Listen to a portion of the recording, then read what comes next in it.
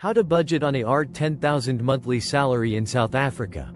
A realistic guide that actually works. Living on R10,000. Struggle or strategy? In South Africa today, millions of hardworking people earn R10,000 or less each month. Whether you're a call center agent, admin clerk, retail supervisor, or junior professional just starting out, this is the reality of the average take-home salary. And let's be honest, R10,000 is not a lot of money. Not when groceries are rising faster than your paycheck. Not when rent in the suburbs starts at R4,500 and even RDP houses require security upgrades. Not when you're expected to contribute at home, help a sibling with fees, and somehow still save for the future. It feels impossible. It feels like you're just surviving. And most months, you are.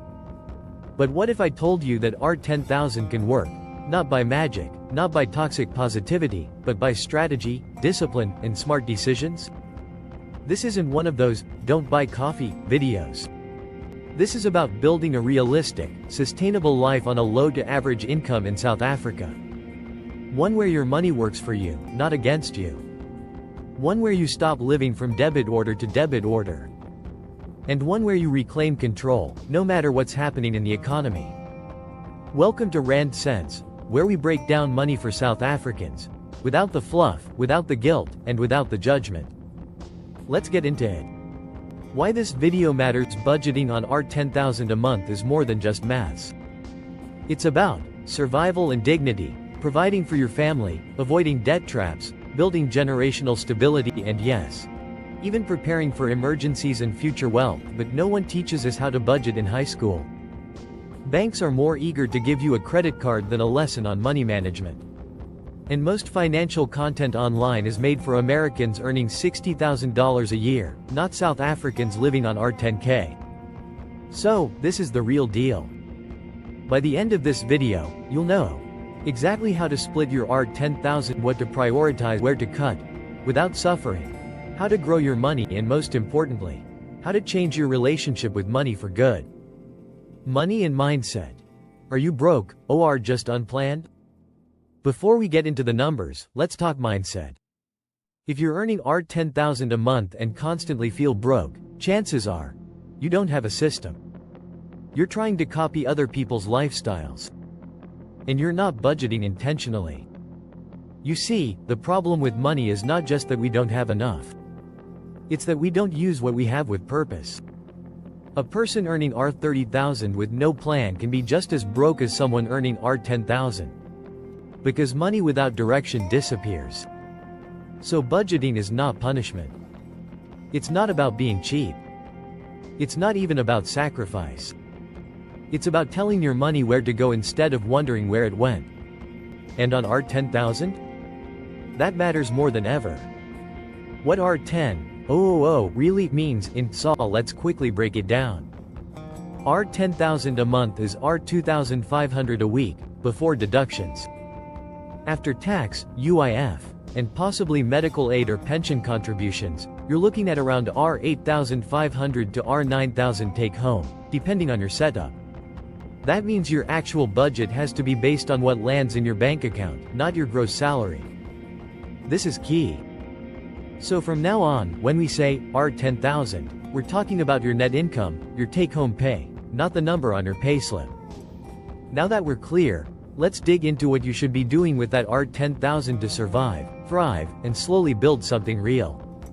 What you won't hear in this video, this isn't going to be one of those cut out Netflix, live on baked beans, or stop having fun type videos. Because budgeting should not be about punishment. It's about prioritizing what matters. It's also not a get-rich-quick video. You're not going to suddenly have R50K saved in 3 months. But you will have a plan. And that's more valuable than wishful thinking.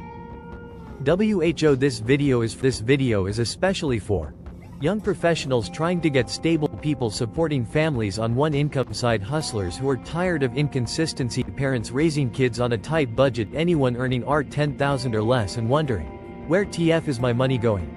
Understanding your financial psychology. Before we start crunching numbers, I want to talk to you about something that most people skip when it comes to budgeting, your relationship with money. Because here's the truth. You can follow every budget rule out there, cut takeaways, stop shopping, use envelopes, and still fail. Why? Because budgeting isn't just about money. It's about psychology. The psychology of being broke. Living on R10000 isn't just a financial issue. It's an emotional one. When you're under pressure, every debit order feels like a punch. You avoid opening your bank app. You spend impulsively because you only live once. Or you overgive out of guilt, especially if you're the only one working at home. This emotional cycle creates what psychologists call learned helplessness, the belief that no matter what you do, nothing will change. And once you believe that, you stop trying. You stop budgeting. You start saying, it is what it is, but it's not. You're not lazy. You're not bad with money. You're just exhausted from surviving. And budgeting, real budgeting, starts with changing how you see money and how you see yourself. Money trauma is real in South Africa. Many of us carry money trauma. We grew up hearing, money doesn't grow on trees. We can't afford that. When I'm gone, you must hustle for yourself. For some, payday was when the house was peaceful. For others, it was the day your parents fought the most. So we learned to either fear money, worship money, or avoid money. None of these help you budget. To budget well, you need to move from emotion to intention. Spender versus saver. WHO are you? Ask yourself, are you someone who spends to feel good? Or saves to feel safe? Or maybe avoids money until things fall apart? There's no shame here. But knowing your pattern helps you create a budget that fits you, not some stranger on YouTube. If you're a spender, you need to budget for fun, not against it. If you're a saver, you need to avoid hoarding and enjoy your money with purpose. If you're a money avoider, you need simple systems that reduce decision fatigue. Self-worth and spending. This is deep but necessary. Many people overspend because they're trying to compensate for growing up without, for being the first to make it out, for imposter syndrome at work, for not feeling enough. So you get paid and suddenly you buy everyone Nando's, buy sneakers you can't afford, shop at Woolies to feel like you've arrived. That's not budgeting. That's emotional bleeding. And if you don't heal it, no budget will hold. Financial identity. WHO do you want to be? Budgeting is not about becoming a boring adult. It's about aligning your spending with the type of person you want to be. Ask yourself, do I want to be someone who's stressed every month? Do I want to be someone who hides from their bank balance? Do I want to be someone who can help others without sinking myself? Your budget is not just a spreadsheet. It's a mirror. It shows what you value, what you fear, and what you believe about yourself. So here's the hard truth. If you say you want peace, but your money goes to chaos, that's the work. The budgeting mindset. Here's the mindset I want you to have moving forward. I am in control of my money. I may not earn a lot, but I can still plan, protect, and grow what I have. Let go of shame. Let go of comparison. Let go of guilt. Your R10000 might be someone's dream. Use it well. Know your net income. Why it's not R10000. You keep saying, I earn R10000 a month. But let's stop right there. Do you actually receive R10000 in your bank account every month? Or is that just what your payslip says before deductions? Because this next part is the foundation of smart budgeting. You budget on what you have, not what you're promised. Gross income versus net income. Let's clear this up. Gross income is what your contract or payslip says, usually R10000 in this case. Net income is what actually lands in your account after PAYE, pay as you earn tax, UIF, unemployment insurance fund, pension, provident contributions. If your job includes 1. Medical aid contributions, if deducted from your salary, any loan repayments, garnishee orders, or other deductions. So your R10000 might realistically be R9300 if you only pay UIF, R8700 if you have tax, and UIF R8000 or less if you have pension or garnishees. That's your real income. That's what you budget on. Not the headline salary. Calculate your real take-home, open your banking app or look at your payslip. Find the amount listed as net pay or EFT amount. That's the number we're working with from here. Let's say it's R8500. From now on, every decision we make in this video will be based on R8500, not R10000. And if your take-home is even lower, that's fine. The structure we build will still apply, it just means some categories will be tighter.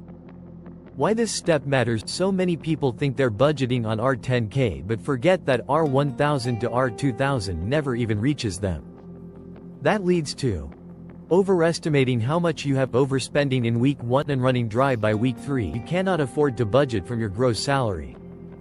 That's like trying to cook with ingredients you don't even have in your fridge. You budget with what's real. That's how you build discipline and avoid overdrafts. Budgeting rule number 1. Build from net pay, not wishful thinking. Let's recap. Checkmark: always start with what actually lands in your account. Checkmark: subtract fixed deductions. Checkmark: budget from there. That's your base number, your real-life financial soil. And now that we've got the soil, it's time to plant the seeds by tracking your spending. Track every rand you spend, even the airtime and kota. Alright, you know your real income now, not what's on paper, but what's in your bank account.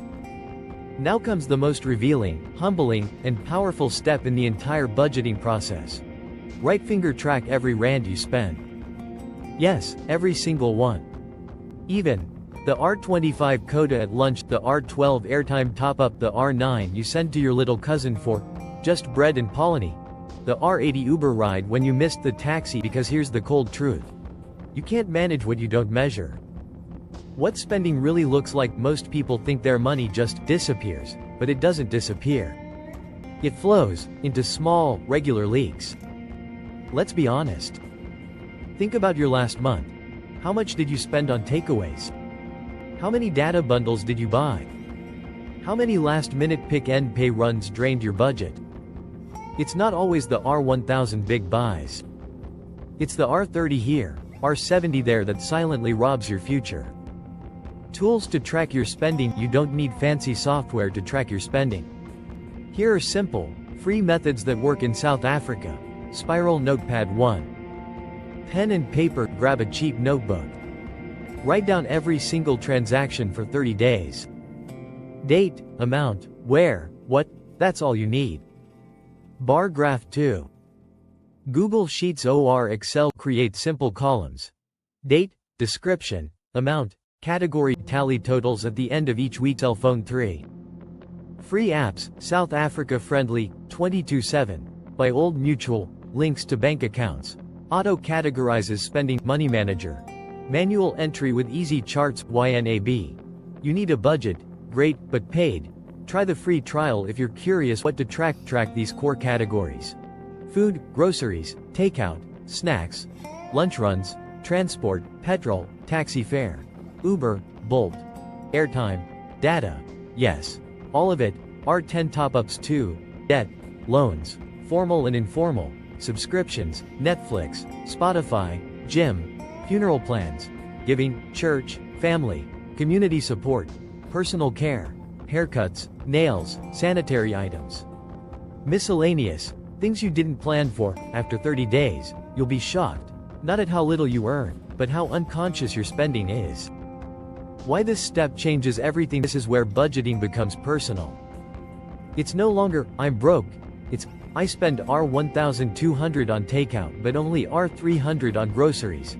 That awareness is power. Because once you know where the leaks are, you can patch them. You'll discover where your values and money don't match, what you spend out of habit, what can be trimmed without pain. You can't fight financial stress without knowing where the enemy is. Track for 30 days, minimum, even if it's messy. Even if you miss a few days. Even if you're embarrassed by the results. Stick with it. This is not a shame exercise, it's a clarity exercise. And when the 30 days are up, you'll be in the perfect position to create a realistic and sustainable budget based on who you are and how you live.